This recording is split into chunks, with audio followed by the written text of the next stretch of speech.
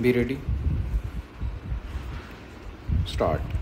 ਪਿਛਲੇ ਕੁਝ ਦਿਨਾਂ ਤੋਂ ਪ੍ਰਧਾਨ ਮੰਤਰੀ ਨਰਿੰਦਰ ਮੋਦੀ ਵੱਲੋਂ ਇੱਕ ਰਾਸ਼ਟਰ ਇੱਕ ਚੋਣ ਦੀ ਵਕਾਲਤ ਕਰਨ ਅਤੇ ਇਸ ਸੰਬੰਧੀ ਕੇਂਦਰ ਸਰਕਾਰ ਵੱਲੋਂ ਸਾਬਕਾ ਰਾਸ਼ਟਰਪਤੀ ਸ਼੍ਰੀ ਰਾਮਨਾਥ ਕੋਵਿੰਦ ਦੀ ਅਗਵਾਈ ਵਿੱਚ ਕਮੇਟੀ ਬਣਾਉਣ ਨਾਲ ਦੇਸ਼ ਵਿੱਚ ਇਸ ਸੰਬੰਧੀ ਵੱਡੀ ਪੱਧਰ 'ਤੇ ਚਰਚਾ ਸ਼ੁਰੂ ਹੋ ਗਈ ਹੈ। ਡੰਡੀ ਅਸੀਂ ਇਸ ਚਰਚਾ ਨੂੰ ਕੋਈ ਨਵੀਂ ਨਹੀਂ ਸਮਝਦੇ। ਡੰਡੀ ਪਹਿਲੀਆਂ ਸਰਕਾਰਾਂ ਦੇ ਵੇਲੇ ਵੀ ਇਸ ਮੁੱਦੇ 'ਤੇ ਸਮੇਂ-ਸਮੇਂ ਚਰਚਾ ਚੱਲਦੀ ਰਹੀ ਹੈ। ਡੰਡੀ ਇਸ ਵਿਸ਼ੇ ਦੀ ਘੋਖ ਪੜਤਾਲ ਸੰਬੰਧੀ ਵੱਖ-ਵੱਖ ਵਕਫਿਆਂ ਵਿੱਚ 3 ਕਮੇਟੀਆਂ ਦਾ ਵੀ ਗਠਨ ਕੀਤਾ ਗਿਆ ਸੀ, ਜਿਨ੍ਹਾਂ ਨੇ ਵਿਸਥਾਰਤ ਵਿਚਾਰ ਵਟਾਂਦਰੇ ਤੋਂ ਬਾਅਦ ਲੋਕ ਸਭਾ ਅਤੇ ਵਿਧਾਨ ਸਭਾਵਾਂ ਦੀਆਂ ਚੋਣਾਂ ਇੱਕੋ ਸਮੇਂ ਕਰਵਾਏ ਜਾਣ ਦੀਆਂ ਅਸਲੀ ਮੁਸ਼ਕਲਾਂ ਨੂੰ ਮੁੱਖ ਰੱਖ ਕੇ ਇਸ ਵਿਚਾਰ ਨੂੰ ਰੱਦ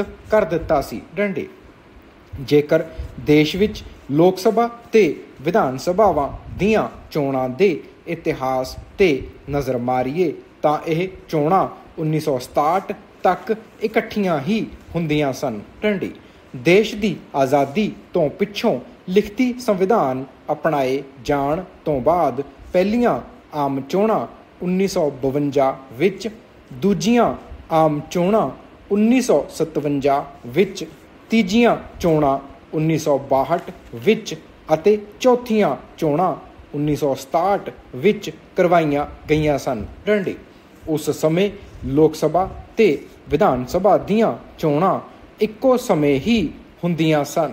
ਡੰਡੀ ਪਰ ਉਸ ਤੋਂ ਬਾਅਦ ਕਈ ਵਿਧਾਨ ਸਭਾਵਾਂ ਸਮੇਂ ਤੋਂ ਪਹਿਲਾਂ ਹੀ ਭੰਗ ਹੋ ਗਈਆਂ ਸਨ। ਡੰਡੀ 1970 ਵਿੱਚ ਲੋਕ ਸਭਾ ਵੀ ਭੰਗ ਕਰ ਦਿੱਤੀ ਗਈ ਸੀ, ਜਿਸ ਕਰਕੇ ਅਮਲੀ ਰੂਪ ਵਿੱਚ ਪਹਿਲੀ ਰਵਾਇਤ ਖਤਮ ਹੋ ਗਈ। ਡੰਡੀ ਪਰ ਪ੍ਰਧਾਨ ਮੰਤਰੀ ਸ਼੍ਰੀ ਨਰਿੰਦਰ ਮੋਦੀ ਨੇ ਕੁਰਸੀ ਸੰਭਾਲਦਿਆਂ ਹੀ ਇੱਕੋ ਸਮੇਂ ਲੋਕ ਸਭਾ ਤੇ ਵਿਧਾਨ ਸਭਾਵਾਂ ਦੀਆਂ ਚੋਣਾਂ ਕਰਵਾਉਣ ਦੀ ਇੱਛਾ ਜ਼ਾਹਰ ਕਰਨੀ ਸ਼ੁਰੂ ਕਰ ਦਿੱਤੀ ਸੀ। ਡੰਡੀ ਹੁਣ ਇਸ ਸੰਬੰਧੀ ਗਠਿਤ ਕੀਤੀ ਗਈ ਕਮੇਟੀ ਵਿੱਚ ਸਾਬਕਾ ਰਾਸ਼ਟਰਪਤੀ ਰਾਮਨਾਥ ਕੋਵਿੰਦ ਨੂੰ ਇਸ ਦਾ ਮੁਖੀ ਬਣਾਇਆ ਗਿਆ ਹੈ। ਡੰਡੀ ਕੋਵਿੰਦ ਆਪ ਵੀ ਇਸ ਸਾਂਝੀ ਚੋਣ ਪ੍ਰਕਿਰਿਆ ਦੇ ਹੱਕ ਵਿੱਚ ਰਹੇ ਹਨ। ਡੰਡੀ ਉਹਨਾਂ ਨੇ ਰਾਸ਼ਟਰਪਤੀ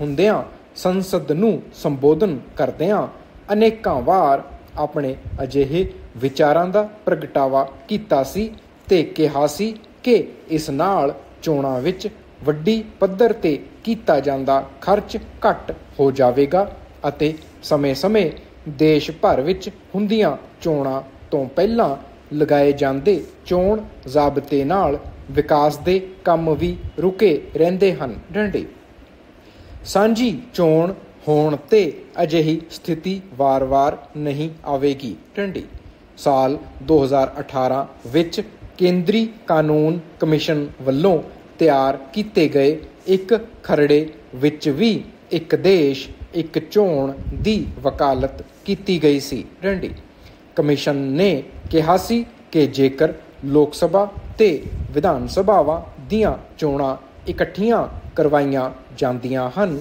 ਤਾਂ ਵਧੇਰੇ ਸਮਾਂ ਵਿਕਾਸ ਦੇ ਕੰਮਾਂ 'ਤੇ ਲਗਾਇਆ ਜਾ ਸਕਦਾ ਹੈ। ਡੰਡੀ ਇਕੱਠੇ ਚੋਣਾਂ ਕਰਵਾਉਣ ਨਾਲ ਜਨਤਾ ਦਾ ਪੈਸਾ ਵੀ ਬਚੇਗਾ। ਡੰਡੀ ਪ੍ਰਸ਼ਾਸਨਿਕ ਤੇ ਸੁਰੱਖਿਆ ਬਲਾਂ 'ਤੇ ਵੀ ਘੱਟ ਦਬਾਅ ਪਵੇਗਾ। ਡੰਡੀ ਪਰ ਦੂਜਾ ਪੱਖ ਇਹ ਵੀ ਹੈ ਕਿ ਹੁਣ ਦੇਸ਼ ਵਿੱਚ ਜਿਸ ਤਰ੍ਹਾਂ ਦਾ ਸੰਘੀ ਫੈਡਰਲ ਢਾਂਚਾ ਬਣ ਚੁੱਕਾ ਹੈ, ਉਸ ਵਿੱਚ ਅਜਿਹਾ ਵਿਚਾਰ ਅਮਲ ਵਿੱਚ ਲਿਆ ਸਕਣਾ ਬੇਹੱਦ ਮੁਸ਼ਕਲ ਹੈ। ਡੰਡੀ ਇਹ ਇੱਕ ਅਜਿਹਾ ਵਿਚਾਰ ਹੈ ਜਿਸ 'ਤੇ ਦੇਸ਼ ਭਰ ਵਿੱਚ ਹਰ ਪੱਧਰ 'ਤੇ ਲੰਮੇ ਵਿਚਾਰ ਵਟਾਂਦਰੇ ਦੀ ਜ਼ਰੂਰਤ ਹੈ। ਡੰਡੀ ਇਸ ਲਈ ਸਾਰੀਆਂ ਸਿਆਸੀ ਪਾਰਟੀਆਂ ਦਾ ਇੱਕ ਸੁਰ ਹੋਣਾ ਵੀ ਜ਼ਰੂਰੀ ਹੈ ਅਤੇ ਇਸ ਤੋਂ ਇਲਾਵਾ ਚੋਣ ਪ੍ਰਕਿਰਿਆ ਨਾਲ ਸੰਬੰਧਿਤ ਸਾਰੇ ਹਿੱਤ ਧਾਰਕਾਂ ਦੀ ਸ਼ਮੂਲੀਅਤ ਵੀ